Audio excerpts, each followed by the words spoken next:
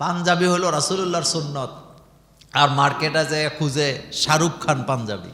পুরুষগুলা মসজিদে তারাবি পড়তে যায়, আর মহিলাগুলা কোথায় যায়? মার্কেটে যায়। মুসলমানের সন্তান, ঈদ হইল মুসলমানের, মার্কেটে যাইয়া কি কি ব্র্যান্ডের জামা কাপড় খুঁজে, নাম শুনলে শয়তানে বেচকি দেয়। একটা কথা বলি, ঈদের মধ্যে নতুন জামা কিনতেই হবে, মার্কেটিং করতেই হবে, সবাইরে জামা কাপড় দিতেই হবে, নিজে নতুন জামা কিনতে হবে, দামি জামা কিনতে হবে, ব্র্যান্ডের পাঞ্জাবি পরতে হবে। এই ধরনের কোনো কথা কোরআনেও নাই, হাদিসেও নেই। কে আমাদেরকে এই মাথায় ঢুকায় দিল যে রমজানের মাসে 500 টাকার পাঞ্জাবি 2000 টাকা দিয়ে কিনতে হবে? এরকম আসেনি? 500 টাকার পাঞ্জাবি 2000 দিয়ে কিনতে হবে, সবাইকে দিতে হবে। মন খারাপ, কারো মনে কি নাই? শান্তি নেই। হযরত ওমর রাদিয়াল্লাহু তাআলা আনহু,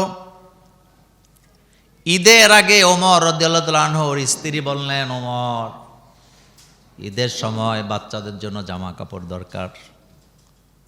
তিনি তখন অর্ধেকটা পৃথিবীর প্রেসিডেন্ট, সোজা কথা নয়, অর্ধেক পৃথিবীর প্রেসিডেন্ট। তার স্ত্রী বলতেছেন, ওমর, বাচ্চাদেরকে জামা কাপড় দেওয়া দরকার, সামনে ঈদ। হযরত ওমর ডাইরেক্ট জানায় দিলেন, বাচ্চাদেরকে নতুন কাপড় দেওয়ার মতো কোনো টাকা আমার কাছে নাই। অর্ধেকটা পৃথিবীর প্রেসিডেন্ট, আপনি সোজা মনে করছেন? তিনি বলতেছে আমার কাছে টাকা নাই। ওমরের স্ত্রী বললেন, তুমি তো মাসে মাসে খেলাফতের দায়িত্ব পালনের কারণে একটা ভাতা পাও, সামনের মাসের বেতন থেকে কিছু ভাতা না হয় অগ্রিম নিয়ে আসো, ওইটা দিয়া বাচ্চাদের জন্য জামা কাপড় বানানো হোক। হযরত ওমর চিঠি লেখছে হযরতে আসলাম রাদিয়াল্লাহু তাআলা আনহুর কাছে, যিনি বাইতুল মালের দায়িত্বে ছিলেন। হযরতে আসলাম চিঠি পড়ে কাঁদতেছে, কোনো ভয় নাই, ভীতি নাই। আমার বাংলাদেশের যদি কোনো প্রেসিডেন্ট অথবা প্রধানমন্ত্রী কারো কাছে চিঠি লিখতো যে আমার টাকা দরকার, টাকা পাঠাও, দেরি করতো না, সাথে সাথে দিত।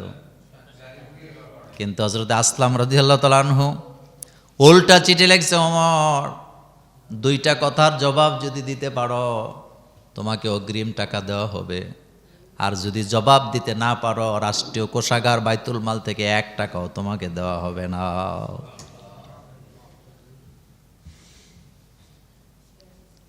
হযরত ওমর জানতে পাইলেন কি 2 প্রশ্ন। 1 নাম্বার, ওমর, মানুষ মরণশীল, মানুষ মরণশীল, তুমি গ্যারান্টি দাও আগামী মাসে তুমি বাচ্চা থাকবা, কারণ তুমি যদি বেঁচে থাকো কাজ করবা, কাজ করলে বেতন পাবা। তুমি যদি গ্যারান্টি দিতে পারো বেঁচে থাকো, আমি তোমার আগামী মাস থেকে কিছু টাকা দিয়ে দেব। আর যদি তুমি মরে যাও, তোমাকে যদি টাকাটা দেই, এই টাকাটা পরিশোধ করবেটা কি সেটাও জানতে চাই।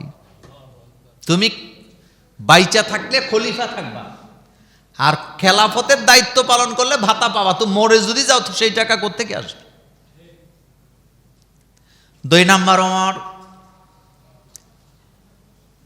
মুসলমানেরা পরামর্শ করে খেলাফতের দায়িত্ব তোমাকে দিয়েছেন, ওমর, তুমি গ্যারান্টি দাও আগামী মাসেও তুমি খলিফা থাকবা, তোমার দ্বারা কোনো ভুল হবে না, অথবা এমন কোনো কাজ তুমি করবা না, অথবা এমন কিছুই হবে না যে তুমি খেলাফতের দায়িত্বে থাকবাই, তোমার কাছে গ্যারান্টি আছে।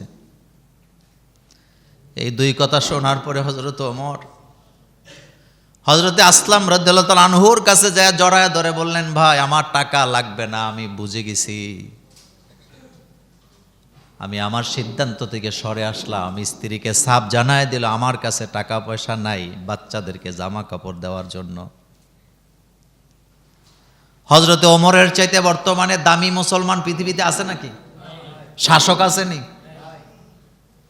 চিন্তা করেন, হযরতে ওমরের মতো লোক খেলাফতের দায়িত্বে আছেন, অর্ধেকটা পৃথিবীর প্রেসিডেন্ট, যিনি ইনসাফ কায়েম করেছিলেন, তিনি বলতেছেন ছেলে মেয়েরে দেওয়ার মতো জামা কাপড় নাই। আর আমার বাংলাদেশের অবস্থা এমন দাঁড়ায়, নামাজ নাই, রোজা নাই, তারাবিও নাই, তাহাজ্জুদও নাই, কদরও তালাশ নাই, হুমরি খাইয়া মার্কেটে যায় পড়ে থাকে, মার্কেটে দাঁড়ায়া থাকা যায় না। এই দৃশ্য আমার বাংলাদেশে আছে না? না। কিসের ঈদ?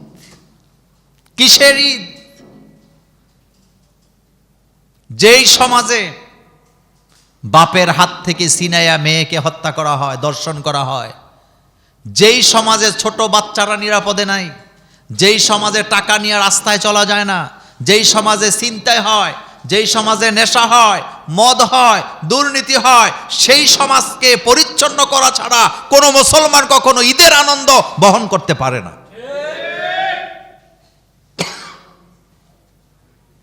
ঈদ তো তাদের জন্য যারা তাকওয়া অর্জন করছে, আল্লাহর ভয় হৃদয়ের মধ্যে জাগ্রত করতে পারছে। কে শিখাইলো আমাদেরকে? কে শিখাইলো? কি মার্কেটিং এর অবস্থা! একটা ব্যান্ডের নাম শুনলে পাগল হয়ে যায়। গত কয়েকদিন ধরে একটা জিনিস দেখলাম, বাংলাদেশে একটা ব্যান্ড আছে কি, আরং, কথা কন না কেন? আরং শব্দ এখন আধুনিক হয়েছে। আরং, আরং বলা হয় সকালবেলার বাজারকে, গ্রামে যে বাজার হয়, আরং বসছে, কথা ঠিক নেই? হ্যাঁ, আরং। আর এখন সে আরং একটা নাম দিছে, ব্যবসা করে। ব্যবসা নিয়ে আমার কোনো কথা নাই, কিন্তু এখন ব্যান্ডের কারণে, তাদের পলিসি নিয়েও আমার কোনো কথা নাই, কিন্তু ব্যান্ডের কারণে আপনি ওখান থেকে কাপড় কিনলে ওই কাপড় কেনার পরে আপনাকে ব্যাগে দিবে না। যদি ব্যাগে নিতে চান, ব্যাগের টাকাটাও আলাদা দিতে হবে। কথাটা বুঝছেননি? মানে আমরা বাঙালি কি জিনিস। এখন আরঙের ব্যাগে যদি 200 টাকার মালও থাকে, আর আমি যদি আইনা একজনকে দেই, উনি একেবারে হাইটে হাইটে বলবে, আরং থেকে মোল্লা ভাই আমার একটা জামা দিছে। এই হলো বাঙালি জাতি। কয়েক বছর আগে দেখছি, মুসলমানের সন্তান, ঈদ হইল মুসলমানের, মার্কেটে যাইয়া কি কি ব্র্যান্ডের জামা কাপড় খুঁজে, নাম শুনলে শয়তানে বেচকি দেয়। জামার নাম পালকি জামা, জামার নাম পালকি জামা, কত যে নাম। পাঞ্জাবি হলো রাসূলুল্লাহর সুন্নত, আর মার্কেটে যায় খুঁজে শাহরুখ খান পাঞ্জাবি। এই অভ্যাসগুলো আমাদের মুসলমানের আসেনি? তো কি হবে এগুলি দিয়ে? কি হবে? আফসোস এই জাতির জন্য। এ কথাটা আমি এভাবে শেষ করতে চাই, নতুন জামা জরুরি না, হৃদয়টাকে নতুন করা জরুরি। নতুন জামা জরুরি না, নিজের চরিত্রটাকে নতুন করে সাজানো জরুরি। ঈদের দিন আনন্দ তো তাদের যারা রোজা রাখছে, তাকে অর্জন করতে পারছে, আর আল্লাহর কাছ থেকে গুনাহ মাপ চাইতে পারছে, তাদের জন্য মূলত ঈদ। যেটা রোজাও রাখে নাই, রাখলেও রোজার হক আদায় করে নাই, ইহতিসাবান বলা হয়েছে। মান সামা রমাদান ঈমানান ও ইহতিসাবান। ইহতিসাবান মানে কি? ফাহিশা নাই, মিথ্যা নাই, ধোঁকাবাজি নাই, রোজা রাখছে, রোজা রাখা মিথ্যা কথা বলে নাই, গালাগালি করে নাই, ঝগড়া করে নাই, গীবত করে নাই, কাউকে ঠকায় নাই, ওইটাই তো হইল রোজা। খালি উপবাস থাকার নাম রোজা না। ইফতার মাহফিল হয় না আমাদের বাংলাদেশে, যাকে প্রধান অতিথি করা হয়, বিশেষ অতিথি করা হয়, জানি না, আল্লাহই জানে রোজা রাখে কিনা রাখে। এরকমের স্বভাব আমাদের মধ্যে আসেনি?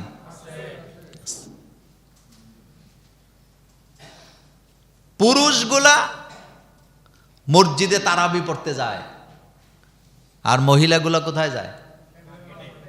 মার্কেটে যায়।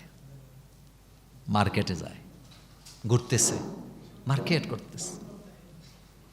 এটা কখনো তাকওয়া হতে পারে না। তো শেষ দশকে আমরা চলে আসছি।